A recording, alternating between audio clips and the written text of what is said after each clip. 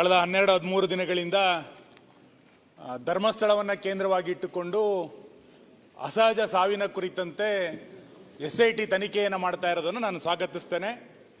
ಸರ್ಕಾರ ಇದರ ಕುರಿತಂತೆ ಸತ್ಯಾಸತ್ಯತೆಗಳು ಬರಬೇಕು ಅನ್ನೋದ್ರ ಬಗ್ಗೆ ನಮ್ದು ಯಾರ್ದು ಕೂಡ ಭಿನ್ನಾಭಿಪ್ರಾಯಗಳಿಲ್ಲ. ಆದರೆ ತನಿಖೆಯ ನೆಪದಲ್ಲಿ ಹಿಂದೂ ಧಾರ್ಮಿಕ ಕ್ಷೇತ್ರಗಳನ್ನು ಅವಹೇಳನ ಮಾಡುವಂಥ ಪ್ರಕ್ರಿಯೆಗಳು ನಿರಂತರವಾಗಿ ಕಳೆದ ಕೆಲವು ದಿನಗಳಿಂದ ನಡೀತಾನೆ ಬಂದಿದೆ. ಇವತ್ತು ಸಾಮಾಜಿಕ ಜಾಲತಾಣಗಳಲ್ಲಿ ಮತ್ತು ಕೆಲವರು ಕೊಡ್ತಾ ಇರುವಂಥ ಹೇಳಿಕೆಗಳನ್ನು ನೋಡಿದಾಗ ಇಡೀ ಧರ್ಮಸ್ಥಳವನ್ನು ಟಾರ್ಗೆಟ್ ಮಾಡಿರುವಂಥ ಪ್ರವೃತ್ತಿ ಬೆಳೆದಿರುವಂಥದ್ದು ನಮ್ಮೆಲ್ಲರ ನಂಬಿಕೆಗಳ ಮೇಲೆ, ನಮ್ಮೆಲ್ಲರ ಶ್ರದ್ಧೆಯ ಮೇಲೆ ದೊಡ್ಡ ಆಘಾತವನ್ನು ಇವತ್ತು ನಿರ್ಮಾಣ ಮಾಡಿದೆ.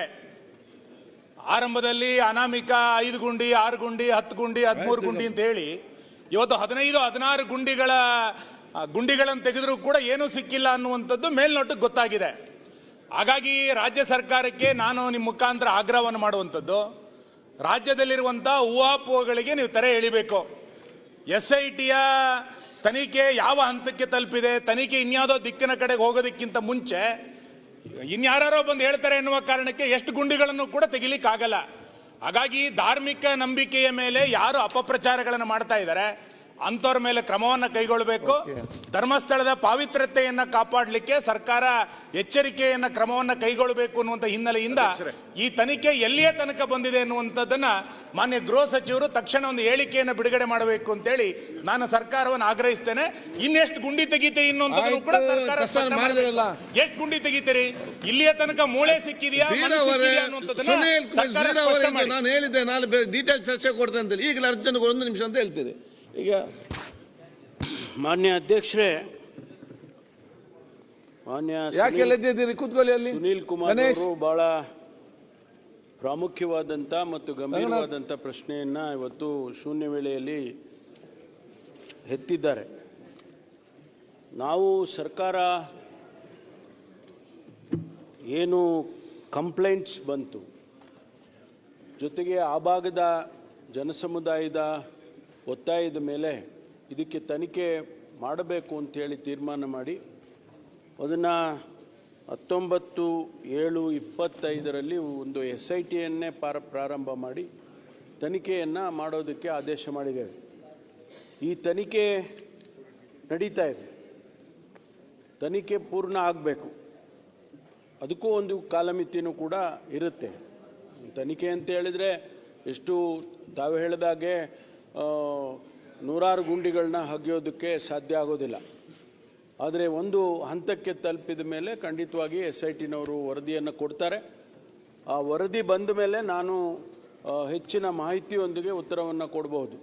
ಆದ್ದರಿಂದ ವರದಿ ಬಂದ ನಂತರ ನಾನು ಇದಕ್ಕೆ ಉತ್ತರವನ್ನು ಕೊಡ್ತೇನೆ.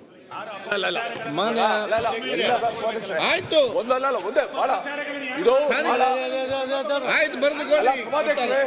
ನಾನು ಒಂದು ಕೇಳ್ತೀನಿ, ಗೊತ್ತಾಗಿದೆ ಎಷ್ಟು ಗುಂಡಿ ಅಂತ ತಗ್ಸೋದು. ಈಗ ಅನಾಮಿಕ ಎಲ್ಲೆಲ್ಲಿ ತೋರಿಸಿ ಎಲ್ಲ ಕಡೆ ಎಬೇಕಾಗಿತ್ತು. ಹಂಗಾದ್ರೆ ಈಗ ಅವನು ಅನಾಮಿಕ ಗುಂಡೆ ಎಲ್ಲಿಂದ ಸಿಕ್ಕಿದೆ, ಗುಂಡೆ ಎಲ್ಲಿಂದ ತಂದ ಅವನು?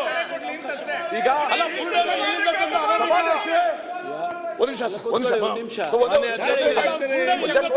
ಗೊತ್ತಾಗಬೇಕಲ್ಲ. ಈಗ ಉಸ್ತುವಾರಿ ಸಚಿವರು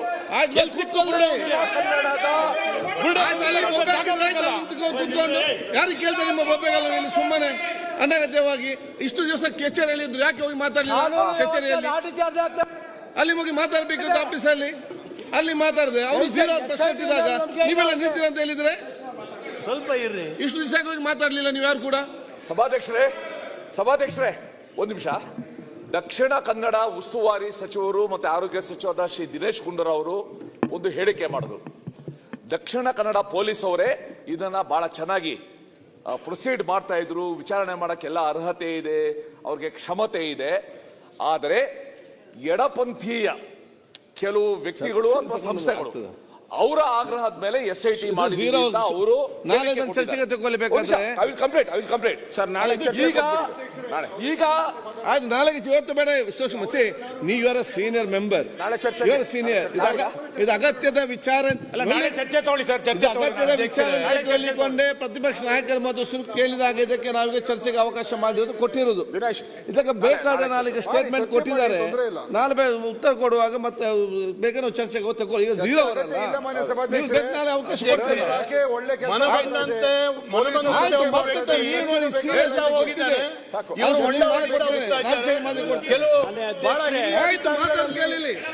ಸಮಯ ಕೊಡ್ತಾ ಇದ್ದಾರೆ.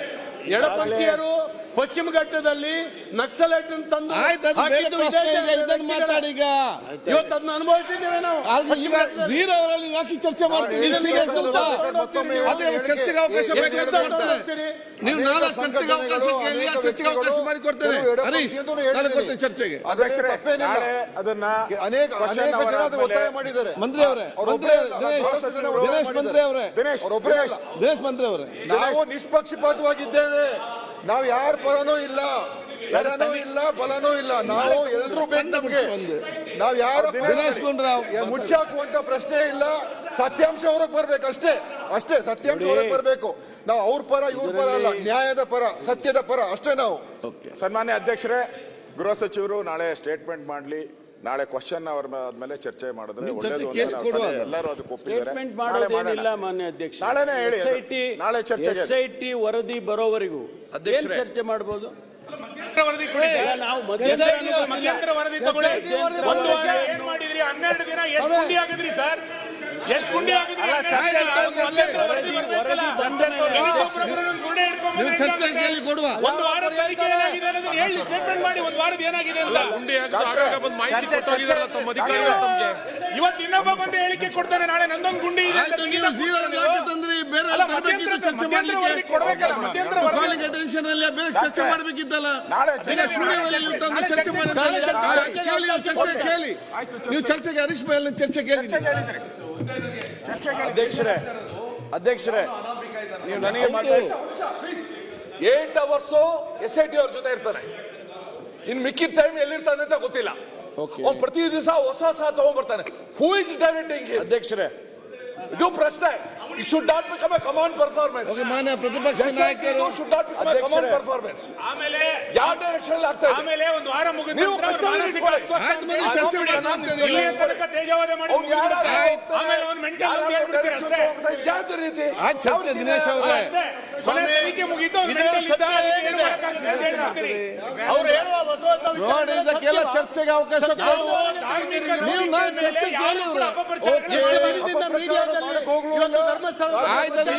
ಮಾತಾಡಿದ ಝೀರೋ ಅವರಲ್ಲಿ ಯಾಕೆ ರೈತರಿಗೆ ಕೊಡ್ಲಿಲ್ಲ? ಯಾಕೆ ಚರ್ಚೆ ಕೇಳಿ ಅಂತ ನೀವು ಕೇಳಿಕೊಡಿ, ರೈತರಿಗೆ ಕೊಡ್ಲಿಲ್ಲ. ಅವರು ಝೀರೋ ಅವರಲ್ಲಿ ಪ್ರಸ್ತಾವನೆ ಮಾಡಿದಾಗ ನೀವು ಚರ್ಚೆಗೆ ನಿಂತರಾಗ್ತದೆ. ನೀವು ರೈತರಿಗೆ ಕೊಡಿ, ನೀವು ಸದಸ್ಯರಿದ್ದೀರಿ, ಬರೆದು ಕೊಡಿ, ಆಸಕ್ತಿ ಇದ್ರೆ.